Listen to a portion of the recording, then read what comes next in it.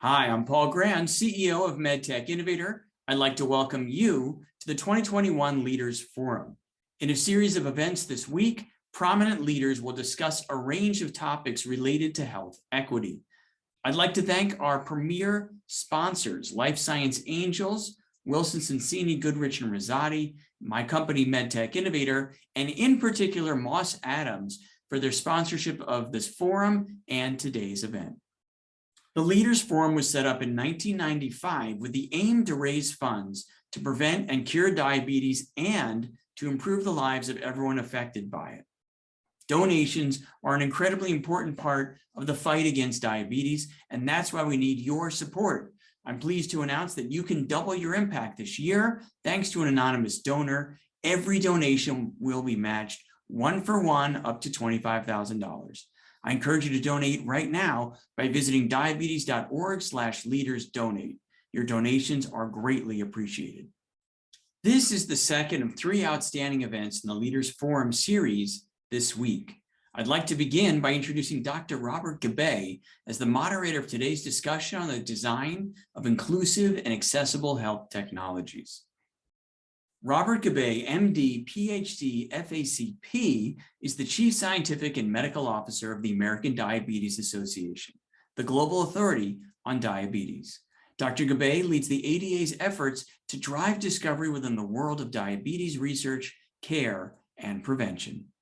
Previously, Dr. Gabbay served as the Chief Medical Officer and Senior Vice President at Joslin Diabetes Center and Associate Professor at Harvard Medical School. At Joslin, he oversaw the clinical care for over 25,000 patients, as well as the education and care programs that Joslin delivers nationally and internationally. His research focuses on innovative models of diabetes care to enhance diabetes outcomes and improve the lives of people with diabetes. Today's panel will feature 2 experts, Badia Boudaiffa and Maxwell. Badia Boudaiffa is Divisional Vice President of Commercial Operations, Diabetes Care at Abbott. She joined Abbott in 2006 and has held several leadership positions in sales and marketing, as well as country and regional commercial operations roles in Canada, Western Europe, US, and Latin America. Badia holds a doctorate and post-doctorate in nuclear medicine and radiobiology from the University of Sherbrooke, Canada. She also holds a master's degree in business administration from the University of Sherbrooke, Canada. Our second panelist, Maxwell, is the Chief Marketing Officer at Bigfoot Biomedical. Like many of his Bigfoot colleagues, he has personal family connections to type 1 diabetes and has served the diabetes community as an international board member, chancellor, and director emeritus of JDRF. Prior to Bigfoot, Red served as the Chief Marketing Officer at Abbott Exchange, a Charlotte-based fintech unicorn.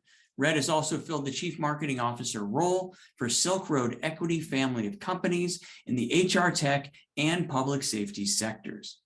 As president and founder of 2 branding agencies, Red developed major brand introductions and web properties for Hanes, Duke Energy, Sara Lee Wrangler, and Clear Channel. He lectures at the Wake Forest University School of Business and served on its executive board. Please stay tuned to learn more about tomorrow's event and watch a video by our sponsor at Moss Adams at the end of today's discussion. I hope that you will enjoy the panel. Dr. Gabbay, over to you. As the first anchor sponsor of ADA Health Equity Now, Abbott is supporting the ADA goal of health equity for people with diabetes so they can lead healthier and fuller lives. Abbott has made a commitment for 3 years, a $5 million commitment with ADA to support their advocacy and community initiatives. And this month, actually, we are very proud to launch our first joint community health partnership with ADA, the first as part of the ADA Healthcare Health Equity Now initiative. So the program that we're launching in Columbus, Ohio, in partnership with the National Center of Urban Solutions, which is a Columbus-based organization focused on providing solutions in workplace development, education, and wellness. So this is just the beginning. And of course, this program will seek to better understand and address health disparities for people of color living with diabetes, while fostering accessibility of diabetes care technology within the community. And this is just the beginning of our partnership. Yeah, we're really excited. And for those of you that are not familiar, last year the ADA launched this platform, Health Equity Now, and it's really about dismantling the underlying causes for the health disparities that exist. And within that, there is a patient bill of rights, because everybody, regardless of anything, should have access to the best care and be able to have access. One of the Bill of Rights is everybody with diabetes should have access to the technologies that help them manage their diabetes. And so we've developed these broad partnerships, Abbott being one of those, to really try to dismantle these issues. Red, you had if my research is correct, you wrote in a blog post talking about some of this, that technology may be a double-edged sword, and I don't know if I have that quite right, but if I do, tell us more. It is indeed, and Badia spoke about this a little bit with the fact that sometimes lack of education becomes another factor in terms of access. Technologies have the ability to deliver on promises to really lessen the burden of any condition, including diabetes. But all too often, as technologists, we can make advancements, but we can make it so complex that you need an engineering degree in order to be able to take advantage of it. So that limits this kind of innovation to a very privileged few. And the point of good technology, if you're intentional with the design to make it so it's simple, approachable, then you're talking about accessibility in a wholly different way. But you can't do this kind of design at the end as a bolt-on. You have to do this at the very beginning, understanding that you want to serve a large audience and folks with different disabilities or abilities. So for example, making sure that people who have issues with vision still can use your technology, that you don't have to undergo calculations, and perhaps we utilize tools and technology to help alleviate that by letting algorithms and good engineering take care of that in the background to make it intuitive. And that is what delivers on inclusivity and accessibility. Because one thing that I think we need to be mindful of is that these hard conversations that we're having start with acknowledging the fact that inequality and equity is unbalanced, and being intentional about how we design our systems, being intentional about taking bias out of algorithms, and being inclusive with who we include within our research, starts to address this. And this is a journey that we need to take, but it doesn't happen automatically. It doesn't happen without a level of active engagement and thoughtfulness. It's a really good point, Red, and good for the audience here to think about how to design intentionally for these populations. And I guess one of the things that is clear to me from both of your organizations' work is things are made easier, simpler. Yeah, and you know what? And you have to think beyond just the technology. Reimbursement is part of it. That's a big part of it.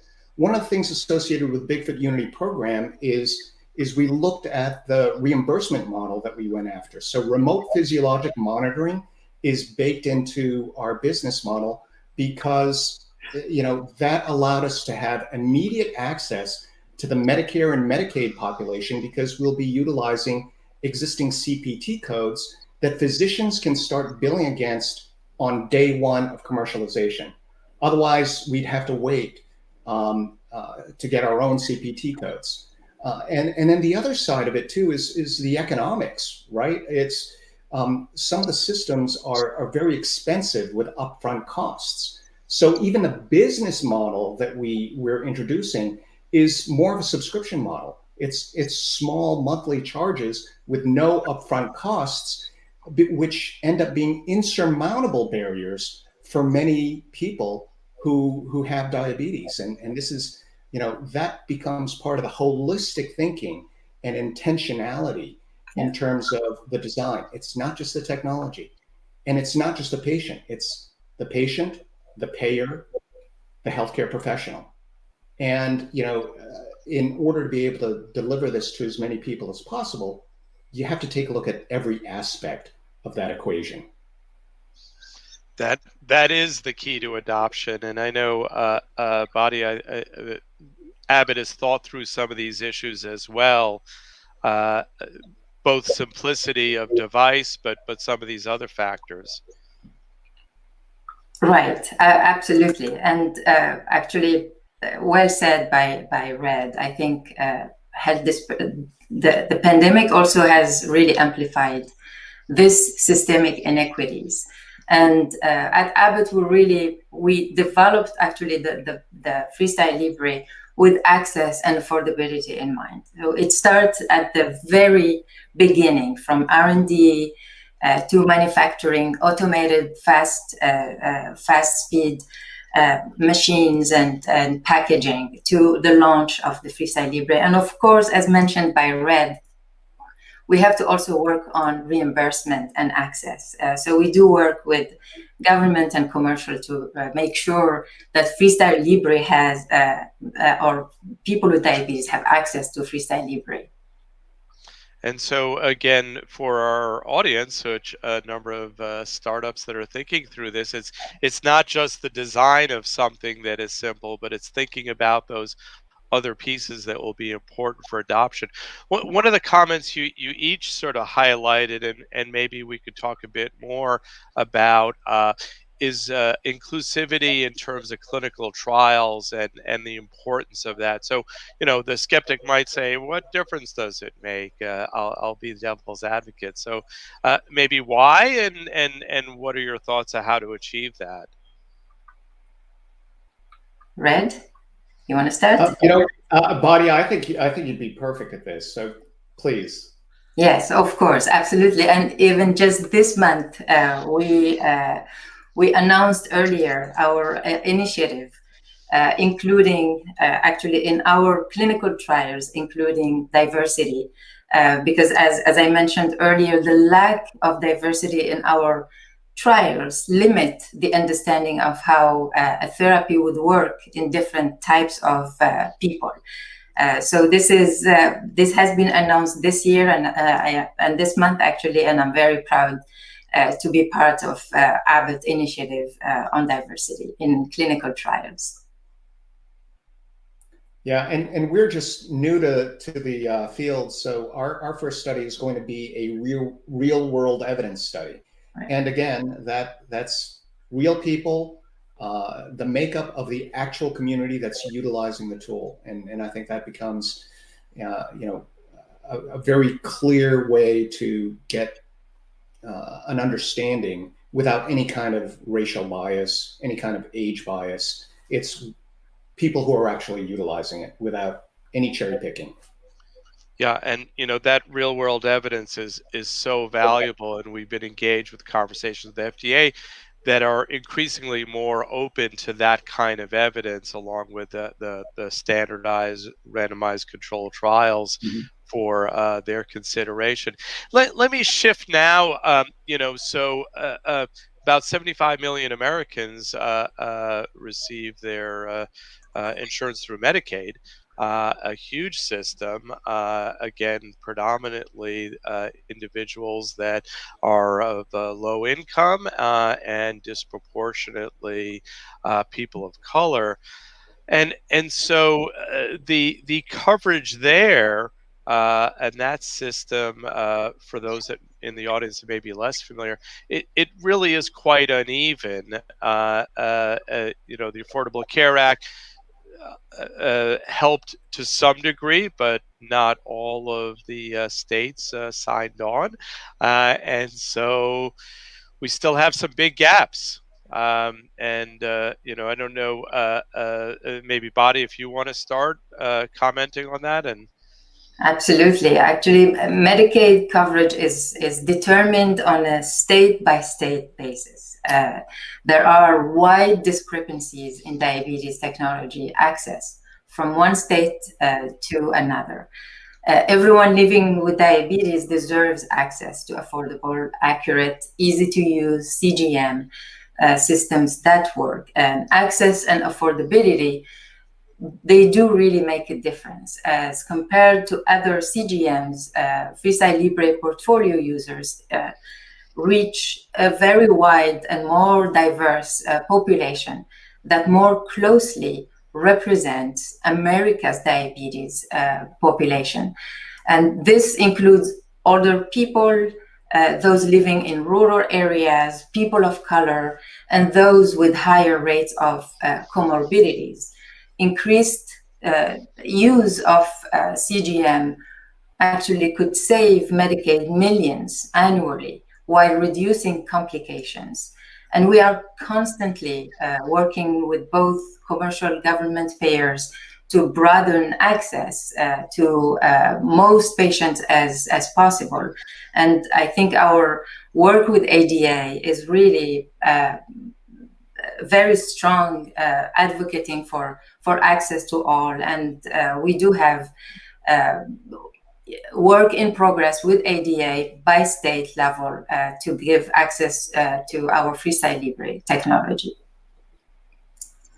Yeah, and I think I already touched a little bit on it. I mean, the reason why we launched with remote physiologic monitoring was because of the availability for the population that's being served by the CMS, by Centers for Medicare and Medicaid Services, and that was really central to our thinking in terms of making sure that we reached as wide of an audience as possible. And as a startup company, that was really we got our fame from creating the first closed loop automated insulin delivery devices that was pump based.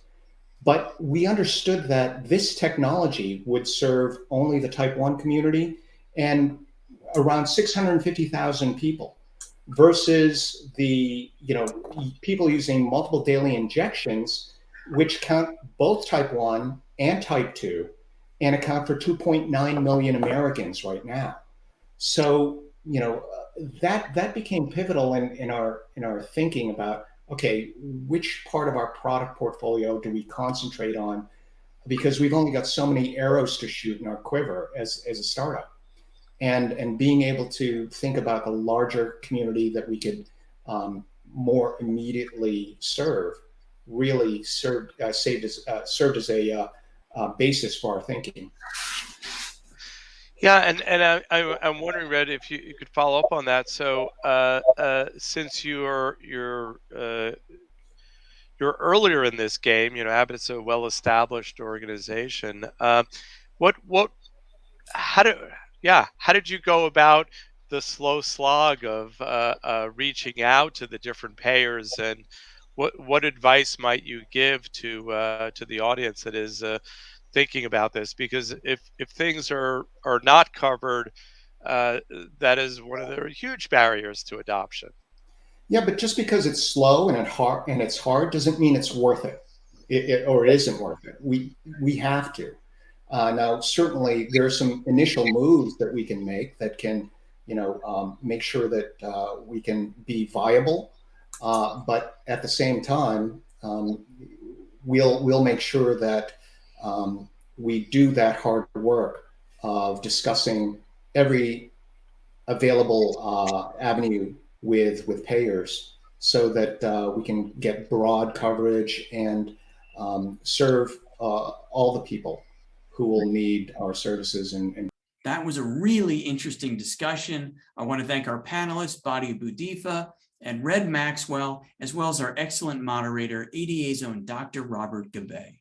Again, this is a fundraiser, and I'd like to remind you that this is your opportunity to go and donate to the cause to advance ADA's mission to cure diabetes and improve the lives of everyone affected by it. Please go to diabetes.org/leadersdonate and make your donation now. I'd also like to invite you to join us tomorrow at 9 a.m. for a fireside chat between Martha Clark, the former CEO of the American Diabetes Association, and Judy Belk, the CEO of the California Wellness Foundation for the State of Health Equity in California. Also, you'll want to join us November 19th at 10 a.m. in San Francisco for the Leaders Forum Health Tech Showcase. This is an in-person event. You can purchase your tickets at diabetes.org/leadersforum. You'll definitely want to be there. There's going to be presenting companies as well as a competition. I will be the MC. This is in person. You do not want to miss this event. Thanks again for joining us today. Thank you to our sponsor at Moss Adams for making the panel possible. Please now enjoy this video.